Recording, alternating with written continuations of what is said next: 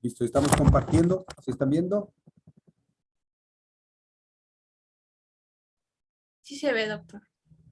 Ahorita ya, doctor. Ok. Entonces, acuérdense que habíamos quedado en el diagnóstico del EPOC, ¿no? Y habíamos visto que la clave era el diagnóstico espirométrico. Sí está claro, ¿no? ¿Ya? Y el espirométrico es este, nunca olvidarse. Relación de Tifenú menos del 70%. Capacidad vital, digamos, volumen forzado del primer segundo, flujo respiratorio forzado en el primer segundo sobre la capacidad vital. Una persona normalmente sopla más del 70% de su capacidad vital en un segundo. ¿Sí? Si mi capacidad vital es 5 litros, 7 por 5, 35, debería soplar por lo menos 3.5 litros en el primer segundo. Si está bajo eso, quiere decir que estoy obstruido. Eso ya me sigue. Le doy un broncodilatador, no mejora con el broncodilatador, sigue la obstrucción, entonces digo, probablemente me pongo, casi con certeza. ¿De acuerdo? Habíamos visto la radiografía, como nos muestra una hiperinsuflación, enfisema. Fíjese, unas enfisema con bulas gigantes.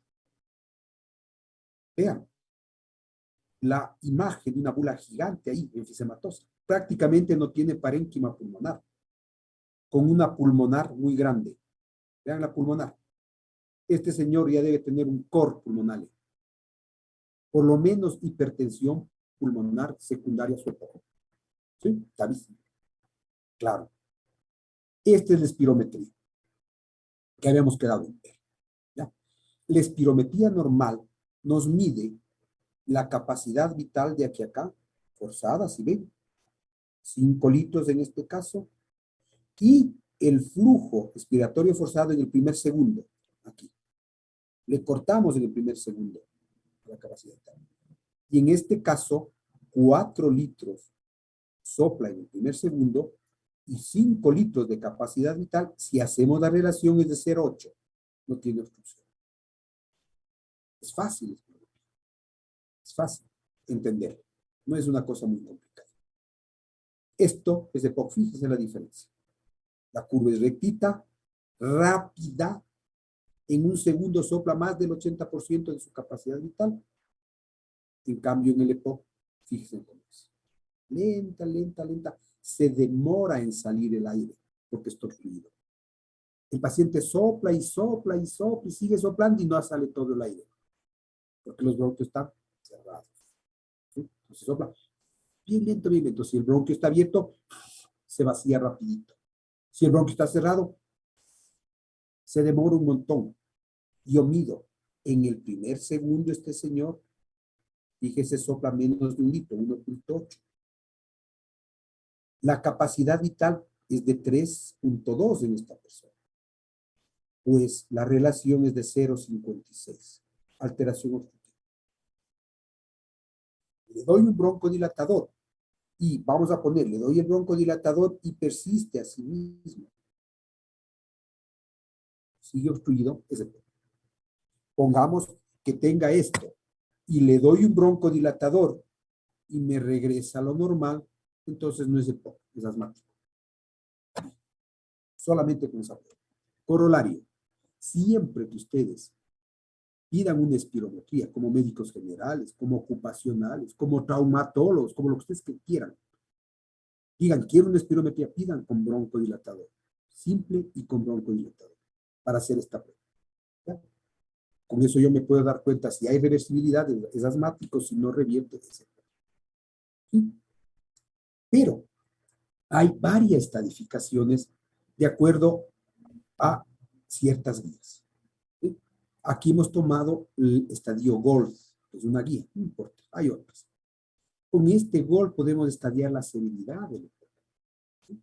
Y fíjese, leve, ¿sí? Cuando la relación es menor al 70%, pero el BF1 es del 80%. Moderada, cuando la relación es menos del 70, pero el BF1 está entre 50 y 80. Otros le toman entre 60 y 80. Depende del punto de corte. Severa, cuando el BF1 es menos de 30 a 50. Y muy severo cuando el BF1 es menos de 30. Entonces, fíjese que yo califico el EPOC por esto. ¿Sí? Por esto. Menos de 70. Y cuantifico el EPOC por el BF1. Si mi BF1 es por encima del 80% de lo teórico, le llamo leve. Si es menos de 50, le llamo moderado. 50 o 60 algunos.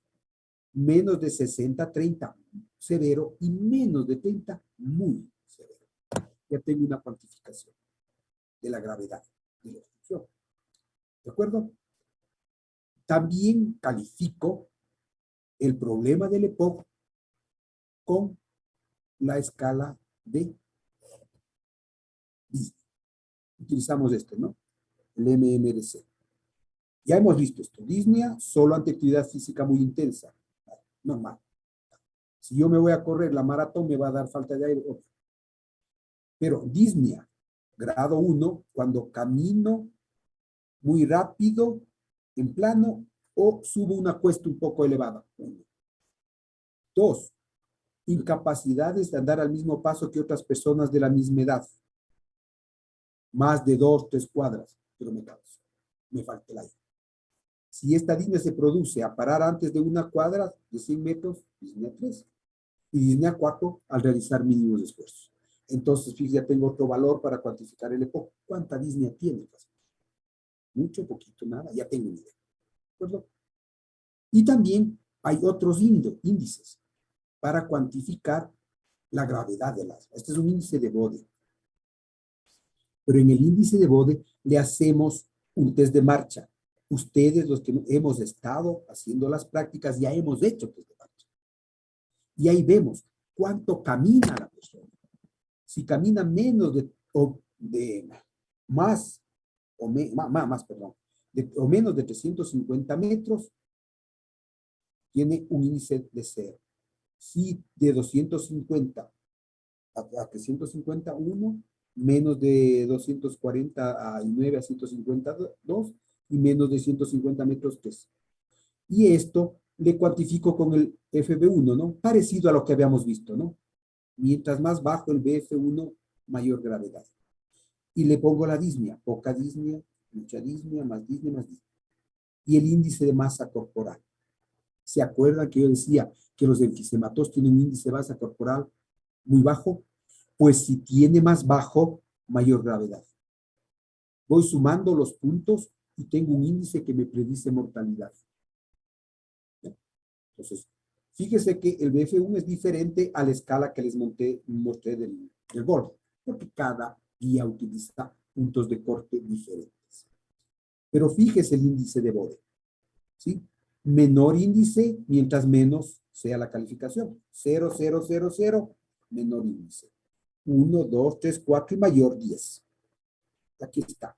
Vea la supervivencia a 3 años. Con un Bode de 1 a 2, la supervivencia es del 90% a los 3 años. Pero con índices de Bode de 10, la supervivencia está alrededor del 50-55% a los 5 años. Entonces tengo un paciente con EPOC, le hago su espirometría, le diagnostico, le digo tiene una espirometría leve, moderada, severa, le hago un test de caminata y con esto yo digo, la supervivencia de esta persona es muy baja. ¿Por qué? Porque sencillamente, fíjese que me está caminando menos de 150 metros. Es decir, una cuadra y media en 6 minutos. ¿Saben lo que es eso? No poder caminar normalmente más de una cuadra en 6 minutos. Es súper importante. De ahí lo importante que tiene que ustedes vean cómo se hace el test de marcha, cómo hacemos la espirometría para calificar la funcionalidad de estos pacientes. ¿Ya? Y este, en cambio, es el estadio GOLD, ya considerando no solamente la espirometría, ¿sí? No solamente esto. Si es leve, moderado, severo, ya tengo GOLD 1, por ejemplo. Tengo un GOLD 1, un GOLD 2, un GOLD 3, dependiendo a los valores del BF1. Aparte de esto, yo me creo este cuadrito. ¿Sí? Perdón. A, B, C, D, que tome en cuenta el riesgo de exacerbaciones, ¿sí? Y la disnea. Entonces, yo tengo un paciente con EPOC. Puede ser leve, moderado, severo, de acuerdo a la espirometría. Y le digo, a ver, ¿tienes mucha disnea o poca disnea? Ah, no, tengo uno de disnea. Le apunto aquí. Gorda. ¿Sí? No importa si es 1, 2 o 3. Es A. ¿Sí? Si la disnea es más de 2, yo ya le pongo B, porque tiene mayor compromiso funcional. Y acá arriba, en el C o en el D, les ubico a los pacientes. Por ejemplo, que tiene una disnea 1, pero que ha tenido más de 2 exacerbaciones de su EPOC al año. Este fenotipo se llama exacerbador. Es un fenotipo especial. Es el paciente que tiene episodios de exacerbación de su problema de EPOC. Exacerbaciones infecciosas.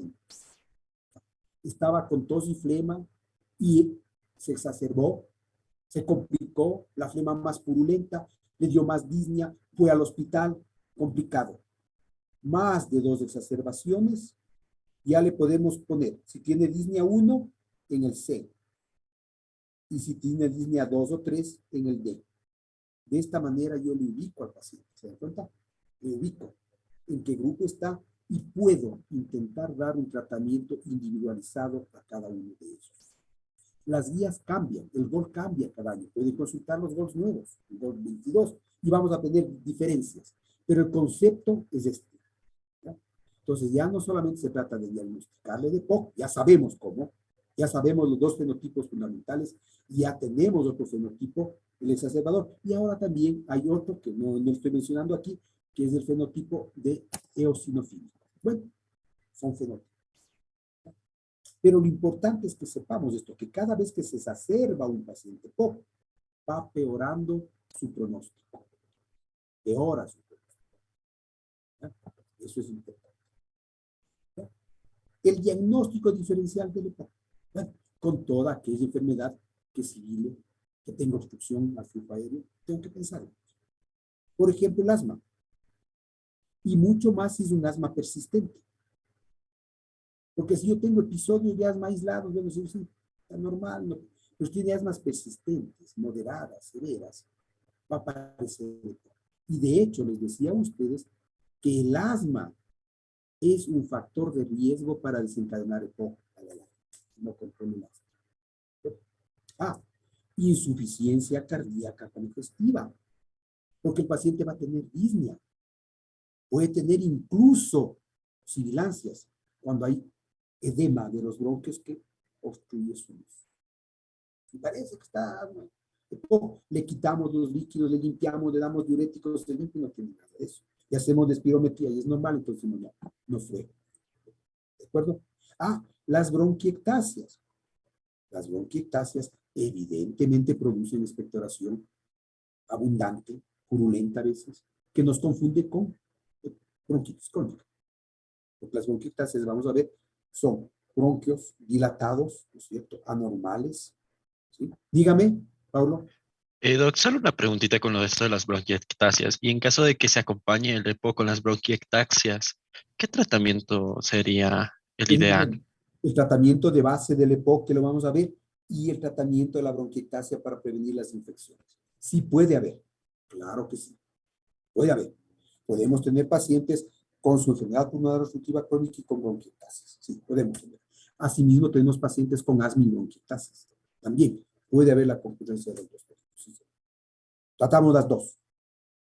Otro diagnóstico diferencial, obvio, tuberculosis. Paciente que tiene tos, flema, crónicamente, primerito descartamos tuberculosis, ¿no? Primerito. Ah, es que yo tengo paciente bronquítico crónico que tiene POC, no le hago nada, un ratito hágale vaciloscopía de escrúpulos. Y después le vamos a hacer para descartar una tuberculosis. Otras, bronquiolitis o panbronquiolitis difusas, ¿no? ¿Qué son bronquiolitis de los bronquios pequeñitos? Por ejemplo, la bronquiolitis es una entidad donde los bronquios pequeñitos se cierran por la presencia de unas lesiones obstructivas ahí y da obstrucción, pero no son EPOC. pero deben entrar dentro del diagnóstico diferencial. Es más complicado esto. Quedémonos acá. Sí. El antecedente del fumador nos pone en la pista del diagnóstico. ¿De acuerdo? Aquí tenemos este cuadrito así para pensar en diagnosticar diferencialmente asma y EPOC. Ambas obstructivas, ambas roncan, ambas sibilan, ambas tienen disnea, a ambas les damos broncodilatadores, a ambas les damos corticoides. Sí, pregunta. A veces uno piensa que es la misma enfermedad. La diferencia es que el asma revierte. Un paciente asmático que le controla tiene una sobrevida perfecta. Un EPOC no. Un EPOC tiene un alto riesgo de fallecer en el tiempo. Entonces tenemos que buscar características orientadoras, clínicas, que me permitan a mí decir EPOC y asma. El asma normalmente tiene un inicio precoz en la infancia, a menudo. En cambio que el EPOC inicia en la etapa media de la vida. Pero esto no quiere decir que podemos tener asmas de inicio tardío. Hemos tenido pacientes que nunca en la infancia tuvieron asma. Y de pronto a los 40, 50 años tienen episodios de broncoespasmo. ¿Qué pasó? Y le hacemos las pruebas en asmático. Me revierte, ¿qué es asmático? También. ¿Ya? Pero un EPOC que inicie tempranamente me hace pensar en deficiencia de alfa-1 antitripsina. Pero ya me orienta, ¿no? Es que yo tengo problemas de broncoespasmo, de que me chille el pecho, de que me canso y soy fumador y tengo 50 años. Bueno, EPOC debe ser. Pero si empezaron los problemas de sibilantes en la infancia, digo, debe ser así. Los síntomas son lentamente progresivos en el EPOC. Yo les dije que es una obstrucción progresiva. La disnea es progresiva. El paciente no es que se enferma de un día para otro. Pasa años estable, sin que tenga disnea mayor, a veces solo tosiendo. Y los síntomas van progresando. Por eso la importancia de hacer el diagnóstico precoz del EPOC. Y esto, antecedentes de la exposición a los humos. Lenta, contaminación. Muy difícilmente un EPOC no tiene este contacto. No fumo, qué difícil, ¿no? No. Hago una parrillada cada 3 años. ¿No es cierto? En cambio, que en el asma tenemos que los síntomas son variables de un día a otro. Un día está bien el paciente y otro día con espasmo. ¿Por qué? Porque el asma es reversible, episódica. Tengo exposición a un alérgeno y me da asma, broncoespasmo. Me quité el alérgeno y paso corriendo y saltando y jugando, no me pasa nada. ¿De acuerdo? Los síntomas suelen ser nocturnos, acá eran más matinales. Doctor, tengo tos en la noche y me chilla el pecho en la noche. Asma de ser, digo yo. ¿Sí? ¿De acuerdo? Y algo básico, la asociación alergias me habla de asma. La rinitis, los eczemas son cosas que van casi con la atopia en el asma. No quiere decir tampoco que un EPOC no pueda tener alergia, no puede, pero hay mayor prevalencia en la asociación de estas enfermedades. Y obviamente los antecedentes familiares. Cuando un paciente me dice, tengo tos, me chilla el pecho, lo primero que le pregunto es, ¿en tu familia tienen asma? No, si mi mamá es asmática, mi papá, mis hermanos, ¿qué será asma? ¿Sí? El interrogatorio que ustedes hagan es claro. ¿Sí? Eso nos orienta. Nunca olvidarse de eso. ¿De acuerdo? Tratamiento. Así, resumamos el tratamiento. Tratamiento clínico. ¿Cómo le tratamos clínicamente? Reducir los factores de riesgo. Primerito, dejar de fumar. Si yo no consigo hacer esto, me estoy perdiendo el tiempo. Estoy perdiendo. Lastimosamente, el tabaquismo es un hábito, una adicción poderosa. La nicotina es súper adictiva. Tal vez más que la cocaína, mucho. Súper adictiva. Y por eso los pacientes no dejan de fumar. Y dicen, bueno, me de morir fumando, ¿qué me importa? ¿No? Pero si no quitamos esto de fumar, estamos. ¿Qué va a seguir progresando? Normalmente, les voy a poner aquí un gráfico. La función pulmonar en los pacientes de EPOC, vamos a decir, está aquí. Aquí van pasando los años, ¿no? ¿Sí? normalmente nuestra función pulmonar va decreciendo con el tiempo, ¿no? No es lo mismo la función pulmonar de una persona de 20 años que la función pulmonar, las capacidades y los flujos de una persona de 80. Va disminuyendo. En el EPOC empieza así y baja y baja y baja y baja y baja la función pulmonar hasta que prácticamente ya no tienen capacidad para respirar. Hecho pedazos. ¿Cuál es el único tratamiento que impide la declinación? La cesación tabáquica. El paciente deja de fumar aquí y aquí deja de crecer y continúa como era antes, pero ya más bajo, ¿no? Ya con daño. Pero fíjese, la única. Yo le puedo llenar de broncohidratos, le puedo llenar de lo que usted quiera, que si sigue fumando la función, sigue bajando. El tratamiento viene a ser sintomático. Y él irá progresando hasta la insuficiencia respiratoria. Eso es importante. Este gráfico es en la cabeza que tenemos. Les hablaba del fenotipo exacerbador. ¿Se acuerdan? Aquel que exacerba y hay que prevenir que exacerbe, porque tenemos que vacunarle, tenemos que hacer todo eso. Cada vez que exacerba, el paciente hace esto, baja la función pulmonar. Exacerba otra vez, baja la función. Sigue bajando.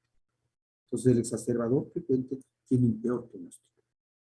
Porque cada exacerbación va a ocasionar un declinio irreversible de su función. ¿Ya? Entonces, si no hago que el paciente deje de fumar, estoy perdido. Hay psicoterapia, hay hipnoterapia, hay lo que usted quiera, pero hay que hacer. Y un trabajo multidisciplinar para tratar de conseguir eso. Por ejemplo, hay medicaciones, por ejemplo, como el bupropión, les pongo un ejemplo, que es inhibidor de la recaptación de noradrenalina y dopamina, que puede utilizarse para la deshabituación. Y así hay algunas cosas. También podemos utilizar parches de nicotina, ¿no? Porque el paciente fuma porque necesita nicotina. Se le ponen los parches, no necesitaría nicotina. Se intentó, ahora que estamos hablando de esto, de crear, entre comillas, algo que alivie y vinieron los cigarrillos electrónicos. Están de moda, los vaping. Se ha visto que no sirven para nada, porque tienen nicotina. Y también las sustancias que inhalan son tóxicas. Entonces no ha solucionado en nada y ahora estamos en una lucha, los médicos, para erradicar los cigarrillos electrónicos. Y muchos pacientes vemos que están con vaping fumando y dices que yo fumaba y ahora es la única manera de no fumar y que no me haga daño. Pero lastimosamente parece que este tipo de remedio no es beneficioso. Obviamente, si tenemos que hacer cesar de fumar al paciente, tenemos que disminuir la exposición a los contaminantes ambientales. No puede ser posible. Ustedes son un agente promotor de salud. No puede ser posible que nos dediquemos a dar comidas ahumadas. ¿Verán lo que estoy diciendo? Qué rico el mote ahumado. Qué sabroso cómo comer la comida, que muy sabrosa. Sí, para el que come, pero el que prepara es una persona expuesta a una contaminación terrible, al humo de leña permanentemente y mucho más si lo hace de manera comercial, porque está parado en la cocina horas y horas para cocinar, para que la gente que diga qué rico el caldo de patas con olor a humo. Fíjese, no debería permitirse eso. ¿Sí? Qué pena decirlo, ¿no? Pero eso vemos ahora que se ha incrementado este tipo de actividades. Los médicos ocupacionales tienen que actuar sobre un ratito. ¿Qué pasa? ¿Qué pasa? Y esto nos toca luchar mucho con las mujeres, ¿no? Que tienen EPOC de leña. Es que mi mamita sigue cocinando porque dice que el mote es muy riquito solamente cuando cocina con humo. Qué rico, qué sabroso, que cuánto daño se está haciendo. ¿Verdad? Eso es muy importante. Otro, el ejercicio y la rehabilitación respiratoria son el pilar fundamental del manejo de estos pacientes. Recuerde que tenían un estrés oxidativo incrementado, que pierden masa muscular, que estos pacientes no tienen capacidad para realizar las actividades mínimas.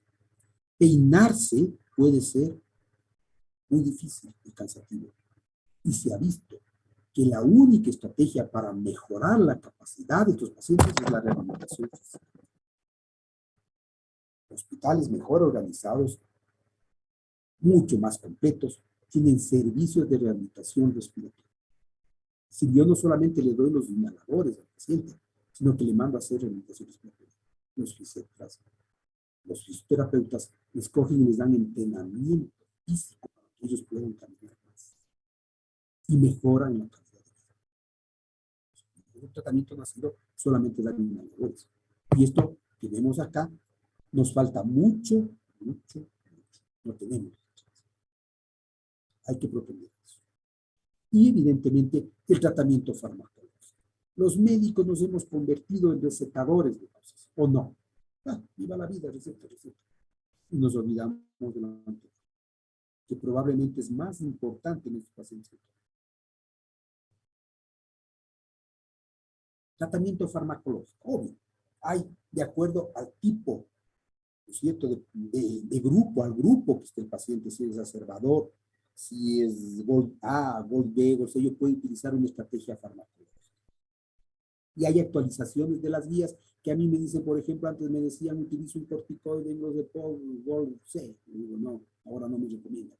Y hay variaciones de las recomendaciones de expertos. Uno tiene que tomar las guías y utilizarlas con adecuado juicio clínico, ¿no? Beneficio. ¿Qué utilizamos? Broncodilatadores. Y la primera estrategia es broncodilatadores de acción corta, de rescate. Y me dirán, pero si solamente le rescate ese rato y el paciente tiene EPOC toda la vida, ¿cierto? Pero estos lo utilizamos en caso de EPOCs leves, Gold A, que no tiene mucha disnea. Entonces solo decimos, utilizo un rescatador cuando lo necesite. ¿No? Pero si el paciente tiene un Gold más alto, 2, 3 o 4, ya no le va a ser suficiente. Y ahí tenemos que recurrir a otro tipo de medicaciones. Y entre estos están los beta 2 de larga acción, que me duren 12 o 24 horas. O los anticolinérgicos. Los de corta acción no me gustan mucho, duran 6 horas. Preferimos el tiotropio que me dura 24 horas. Y habitualmente lo que hacemos es asociar. Es decir, un paciente que tiene un Gold A con poca disnea, le doy salbutamol, pero le controlo y me dice, sabe doctor que me estoy cansando más, entonces yo le combino y le doy tiotropio. ¿Se dan cuenta? Salbutamol más tiotropio. Le dejo broncodilatado todo el día y le rescato. Mejora mucho. Y preferible utilizar de diferente mecanismo de acción. Un beta 2 y un anticolinérgico, ¿no? Porque están trabajando por diferente vía. ¿Sí? Y si no mejoro con esto, con el tiotropio y el salbutamol, yo estoy autorizado a introducir el salmeterol, pero normalmente asociado a esto. Yo utilizo salbutamol de rescate, más un beta 2 de larga acción y más un anticolinérgico de larga acción. ¿Se dan cuenta? Es escalonado el tratamiento. ¿De acuerdo? También podemos utilizar metilsantinas o telifilinas de acción prolongada, cada vez menos usadas. Ya en las guías nuevas no se utilizan, pero podrían usarse. Y los corticoides inhalados, tipo budesonida, fluticasona o cualquiera de ellos, que van a ser indicados solamente en los exacerbadores severos y en el fenotipo EPOC-asma. Porque hay un fenotipo, así como teníamos exacerbadores frecuentes, un fenotipo de sobreposición, overlap, ¿sí? En el cual el paciente tiene síntomas de asma que no revierten, entonces parece EPOC. O tiene EPOC, que está obstruido, pero varía con el broncodilatador. Entonces me quedo pensando, es un EPOC, pero parece asma. Ahí le manejo como asma. Ahí utilizo los corticoides. ¿Sí? Normalmente. Los corticoides están relacionados en el EPOC con incremento de neumonías. Por eso ustedes han de ver que nosotros, los neumólogos, muy difícilmente damos eretide con un EPOC. Muy difícil. Salvo que sea exacerbador frecuente o incluso ni ahí, solamente que sea EPOC. Ojo, por el riesgo de neumonía. Y los corticoides sistémicos me servirán para las exacerbaciones, cuando se exacerba, porque son antiinflamatorios. Y el EPOC es una enfermedad inflamatoria. ¿De acuerdo? También hay inhibidores de fosfodiesterasa ahora que están en el mercado, como el Flumilas, no tenemos aquí mencionado, que pueden mejorar también el tratamiento. Y algo que es clave dentro del tratamiento farmacológico: vacunación contra influenza y neumococo. Vacunas. Tenemos que vacunar. Porque cada infección en el paciente ocasiona una exacerbación infecciosa que deteriora la vida del paciente. Uso de mucolíticos. Le pongo interrogante. Tratamiento de base no lo es, pero puede ser adyuvante. Porque si tengo un paciente con brocorrea, con moco espeso que no puede sacar, el mucolítico me va a ayudar. El mucolítico, acetilcisteína, bromexina, en los momentos que hay mucha secreción, me puede ayudar. No es el tratamiento para tratar el EPOC en sí mismo, pero es un adyuvante para eliminar el exceso de secreción. ¿De acuerdo? Entonces, fíjese una alternativa. Y en esto no es necesario que se aprenda, porque ustedes van a ir a revisar las guías nuevas, que nos van cambiando cada momento. Pero fíjese, en los pacientes con A, yo solamente le doy un agonista beta 2 de acción corta, o un anticolinérgico de acción corta, uno de los dos, salbutamol 420. Punto. En el 2, yo ya le doy un agonista beta 2 de acción corta y un anticolinérgico de acción prolongada. Pues. En el grupo C, yo ya puedo utilizar, fíjese, beta 2 y anticolinérgicos. Y aquí me daba corticoides. Esta ahorita ya cada vez utilizamos menos. Depende de la guía. ¿Sí? Depende de la guía. Y en el D, fíjese, anticolinérgicos y agonistas beta 2 de acción prolongada, y algunos recomendaban el corticoide. Van cambiando en las clases. Lo único que quiero mostrarles es cómo va subiendo el nivel. Y aquí tenemos opciones alternativas que los médicos menores podemos utilizar dependiendo de lo que traen, ¿no? Teofilina, etcétera, etcétera. ¿Ya? Pero lo que me interesa es esto. Tengo paciente con EPOC. Muy bien, señor, le doy tiotropio. Un ratito. ¿Qué gol tiene? Gol da, entonces no le gastes tanto. Cuesta. Cuesta. Nosotros tenemos un problema serio en nuestro hospital. Serio, seriosísimo, el tamaño de un montón de dinero. Que muchos pacientes que tienen una bronquitis aguda les dan hipratropio o tiotropio. Y vale $30 y botan a la basura. Y no podemos utilizar eso en los EPOC. Cuidado, no vayan a hacer eso. Un ratito, vamos por partes. Tenemos un tratamiento individualizado al paciente. Es leve, pues demos de un salbutamol y veamos y le controlamos cómo va. No controla, sube el tiotropio. No controla, dale tiotropio más un beta-2 salmeterol más tiotropio. Un meclidinio más bilanterol. ¿Entienden? Vamos mejorando, optimizando. Cada paso mayor es mayor costo, ¿no? Y es medicación de por vida. Porque yo no le voy a curar entre los meses. ¿De acuerdo? En las exacerbaciones, obviamente, son infecciosas, hay que dar antibióticos. ¿O no? Obvio. ¿Y cómo vemos que exacerbó? Porque el paciente peoró, ¿no es cierto?, la característica del esputo, de lo que era blanquecino, se hizo purulento, tiene fiebre, tiene más tos, más diarrea. Tengo que incrementar la dosis y frecuencia de broncodilatadores. Y tengo que utilizar corticoides por unos 7 a 10 días. 30 a 40 miligramos día de corticoides. No es necesario dosis más altas. Estamos quitando el factor inflamatorio y tenemos que atacar el problema. ¿No? ¿Cuáles son los antibióticos en las exacerbaciones? Si la exacerbación es leve, amoxiclavulánico o acitromicina. Si es moderada o grave, podemos utilizar una quinolona, levo o moxi, o amoxiclavulánico. Antibióticos más fuertes para lo más grave. Jamás empezamos con antibióticos poderosos en lo leve. Y si la exacerbación es moderada o grave, con riesgo de pseudomonas, tenemos que utilizar ciprofloxacina, levo o beta-lactámicos anti-pseudomonas. Fíjese lo que estamos haciendo. eligiendo el antibiótico de acuerdo al criterio que tenemos, porque cada paciente es individual. En nuestro medio tenemos un poco de problema con la utilización de moxi y levofloxacina y los efectos. Son buenos. Nadia, dígame. Doc, pero este tratamiento sería como un tratamiento empírico porque no sé si es que le revisan primero el tipo de patógeno para que no genere resistencia y sea un poco más específico el tratamiento. Por eso Sí, le preguntaba si es empírico el tratamiento de aquí, como sí, es un tratamiento empírico. Y lo hacemos ya. por las características iniciales. Cuando el paciente exacerba, yo no puedo esperar para el cultivo, que va a demorar varios días para iniciar el tratamiento. Entonces, por eso le estoy escogiendo así. Tienes una exacerbación leve, no me des antibióticos poderosos, dame a mí amoxiclavulánico, acitromicina o clarito, punto.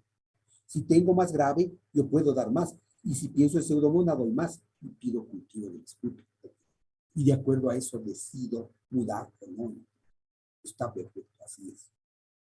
Ahora bien, si el cultivo me demora 3 o 4 días, yo no puedo tener al paciente exacerbado 3 o 4 días. ¿Me explico?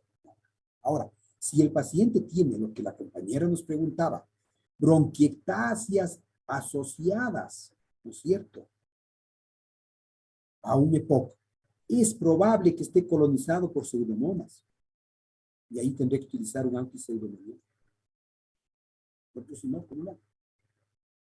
Pero si es que no consigo tratamiento adecuado, yo les decía al comienzo, ¿se acuerdan? Exámenes, cultivo de esputo cuando la exacerbación se presenta y no consigo mejorar. Ahí va al cultivo y modifico el tratamiento de todo esto. Lo que yo les decía, la levo y la moxifloxacina, en nuestro medio lo utilizamos para manejar tuberculosis resistentes. Mata al bacilo de la tuberculosis. Por lo tanto, en una exacerbación de entrada a esto, en nuestro medio no lo hacemos. Porque podría ser una tuberculosis. Yo le estoy enmascarando el cuadro. ¿Se dan cuenta? Entonces ahí prefiero entrar a los otros. Diagnosticar, si es que pienso en tuberculosis, hacer baciloscopía, si me sale negativo, puedo cambiarla. Piensen en eso siempre. Porque le doy una quinolona de este tipo y si fuera baciloscópico positivo, le negativizo y me convierto. ¿De acuerdo? Pero hay que dar los antibióticos. Y el tratamiento no farmacológico, aparte de las medidas de control que vimos, va a ser, dependiendo de la gravedad, la oxígeno. De que si es un paciente con hipoxemia crónica, retentor de CO2, yo tengo que planificar oxigenoterapia más de 15 horas diarias, permanente, para mantener la presión de oxígeno hasta 60 y la saturación hasta 90. Pero esta partecita tómenle con cuidado, porque esto es a nivel del mar. ¿Ya? Son referencias.